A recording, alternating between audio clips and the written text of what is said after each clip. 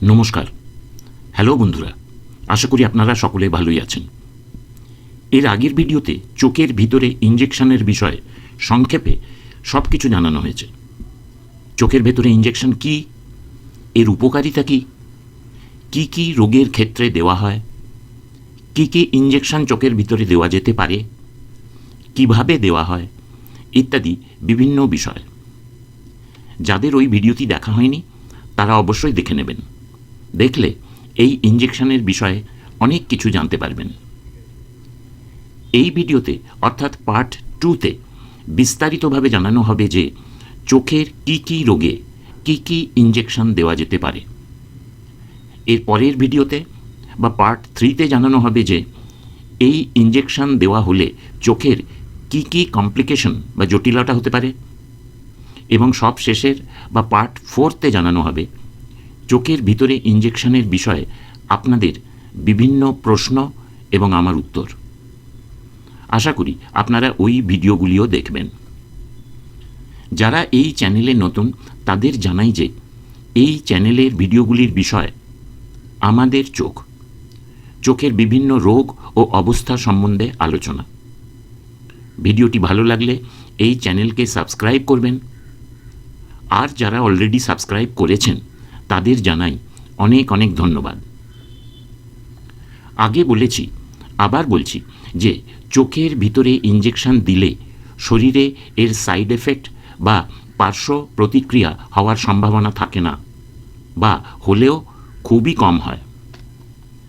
এছাড়াও যেহেতু ওষুধটি সরাসরি চোখের ভিতরে প্রবেশ করে, এটি কাজের জায়গায় আরও তাড়াতাড়ি এবং কার্যকরভাবে পৌঁছতে পারে। এতে অনেক ভালো কাজ হয় ও তাড়াতাড়ি কাজ শুরু হয়। সাধারণত চোখের কি কি অবস্থার জন্যে চোখের ভিতরে ইঞ্জেকশন দেওয়া হয়? চোখের ভিতরে ইঞ্জেকশনগুলি প্রধানত 3টি কারণে দেওয়া হয়। 1. ডায়াবেটিক রেটিনোপ্যাথির মতো অবস্থার চিকিৎসার জন্য ব্যবহার করা হয়, যেখানে রেটিনার অস্বাভাবিক রক্তনালীগুলি বেশি হয়ে যায় এবং ডায়াবেটিক ম্যাকুলার ইডিমা হওয়ার সম্ভাবনা থাকে। 2. বয়সজনিত ম্যাকুলার ক্ষয় বা এজ রিলেটেড ম্যাকুলার ডিজেনারেশন বা ARMD, যেটা হলে বেশি বয়সে চোখের মাঝখানের দৃষ্টিশক্তি কম হয়ে যায়। এবং রেটিনার শিরা ব্লক বা রেটিনাল ভেন অক্লুশন, যেখানে রেটিনার রক্তনালীতে একটি ব্লকেজ দেখা যায়। সঠিক চিকিৎসা না করা হলে এই অবস্থাগুলির জন্যে চোখের দৃষ্টির খুব ক্ষতি হতে পারে। এর জন্যে সময় মতো এবং সঠিক চিকিৎসা করার দরকার হয়। এইগুলিই প্রধান। এগুলি ছাড়াও কিছু কিছু কম ক্ষেত্রে আরও কতগুলি রোগের জন্যে চোখের ভিতরে ইঞ্জেকশন দেওয়া যেতে পারে, যেমন রেটিনোপ্যাথি অফ প্রি ম্যাচুরিটি বা ROP, পস্টেরিয়ার ইউভিয়াইটিস এবং নিওভাস্কুলার গ্লকোমা। এই বিষয়ে কতগুলি কথা জেনে রাখা দরকার। হয়তো অনেকের একটা ইঞ্জেকশনেই দিলেই কাজ হয়ে যায়, কিন্তু বেশিরভাগ রোগীর একটার বেশি ইঞ্জেকশনের দরকার হয়। কোন রোগীর জন্যে কটা ইঞ্জেকশন দিতে হবে এটা আগের থেকে বলা যায় না। এটা নির্ভর করে রোগ কতটা হয়েছে, রোগী রোগ শুরু হওয়ার কতদিন বাদে ডাক্তারবাবুর কাছে দেখাতে গেছেন, ইঞ্জেকশন দেওয়ার পর রোগের অবস্থা কেমন থাকছে, অর্থাৎ কেমন উন্নতি হচ্ছে, এবং ইঞ্জেকশনের কাজ চোখে কতদিন থাকে, ইত্যাদি বিভিন্ন বিষয়ের উপর। আপনাকে ডাক্তারবাবুর উপরে আস্থা রাখতে হবে। উনি যখন আপনাকে দেখাতে যেতে বলবেন তখন ওনাকে দেখাতে যাবেন। উনিই আপনাকে বলে দেবেন যে কটা ইঞ্জেকশন আপনার দরকার হবে, ইত্যাদি বিভিন্ন বিষয়। সাধারণত কি কি ইঞ্জেকশন দেওয়া হয়? বিভিন্ন ধরনের ইঞ্জেকশন চোখের বিভিন্ন অবস্থার জন্য ব্যবহার করা হয়। VEGF injection, corticosteroid injection, antibiotic injection, এইগুলি বেশি দেওয়া হয়। খুব কম ক্ষেত্রে আরও 2 রকমের ইঞ্জেকশন দেওয়া যেতে পারে, যেমন অ্যান্টি ফাঙ্গাল ও অ্যান্টিভাইরাল ইঞ্জেকশন ইত্যাদি। বিভিন্ন ধরনের ইঞ্জেকশন চোখের বিভিন্ন অবস্থার জন্য ব্যবহার করা হয়। অ্যান্টি-ভিইজিএফ ওষুধ বা anti vascular endothelial growth factor, এই ওষুধগুলি বয়সজনিত ম্যাকুলার ক্ষয় এবং ডায়াবেটিক রেটিনোপ্যাথির মতো অবস্থাতে অস্বাভাবিক রক্ত নালীগুলির বৃদ্ধিকে বাধা দেয়। অ্যান্টি-ভিইজিএফ অনেক রকমের হয়, বিভিন্ন ওষুধ কোম্পানি তৈরি করে, কিন্তু অনেক দাম, সব ওষুধের সমান দাম নয়। এছাড়াও সব ওষুধের কাজ চোখে সমানভাবে থাকে না।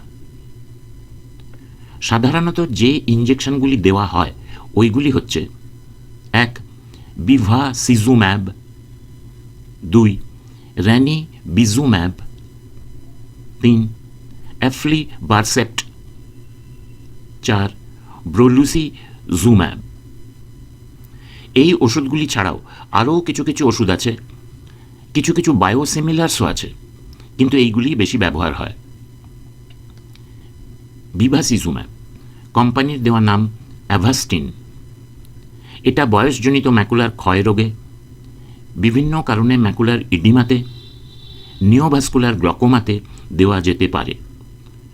চোখের ভিতরে এর কাজ থাকে প্রায় 4 সপ্তাহ, সুতরাং 1 মাস পরে আবার দেওয়ার দরকার হতে পারে।